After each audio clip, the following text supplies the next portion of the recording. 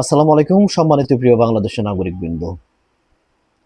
আপনারা খুব ভালোভাবে অবগত আছেন, কোথাও কোনো দর্শন হলে, কোথাও চাঁদাবাজি হলে, কোথাও লুটপাট হলে, কারো উপরে হামলা হলে অথবা যে কোনো অন্যায়কারী বা দুষ্কৃতিকারীরা ওদেরকে সার্চ করার আগেই কে কাজটা করেছে, কে চাঁদাবাজি করেছে, কে দুর্নীতি করেছে, কে দর্শন করেছে সেটা খোঁজার আগে আমরা হিসাব করি এটা কোন দল করতে পারে, সে এটা কোন দল করতে পারে, এটা কার সন্তান হতে পারে, কেমন হতে পারে।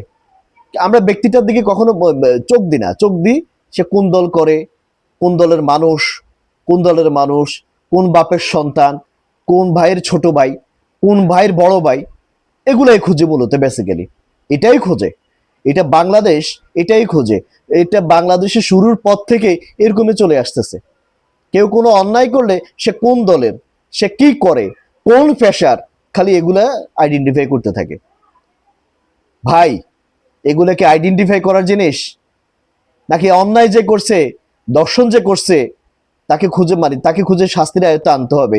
সে কোন দলের লোক ছিল, জামায়াতের লোক ছিল, না বিএনপির লোক ছিল, না আওয়ামী লীগের লোক ছিল, খালি এগুলা, খালি এগুলা।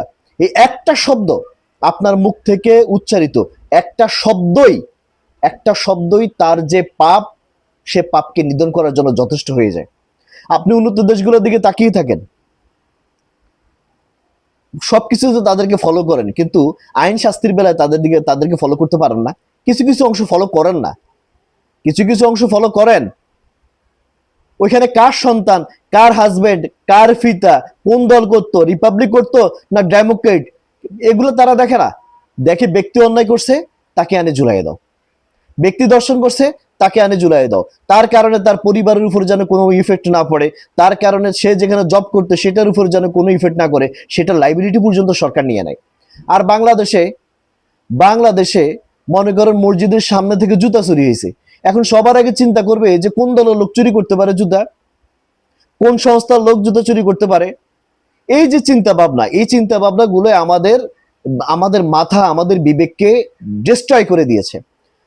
কোথাও কোনো দর্শন হলে আমরা চিন্তা করি কোন দলের মানুষের দ্বারা এটা হতে পারে। আইন শৃঙ্খলা বাহিনীও সেম অবস্থা, কোন দল দ্বারা এটা করতে, কোন দলের লোক সে। কেউ কেউ খুঁজে পাইলে দপাদপ লিখে দেয় সে অমুকের দলের লোক, অমুক দলের লোক। আরে ভাই, অমুক দলকে তাকে দর্শন করতে বলছে? আমি বুঝি না কেন আমরা এরকম, কেন আমাদের কি নৈতিকতার পরিবর্তন আসবে না? আমাদের পরিবর্তন দরকার। 24-এর আন্দোলনের পরে আমাদের বাংলাদেশের যে মানচিত্র, সেই মানচিত্রতে পরিবর্তন শুরু হয়েছে।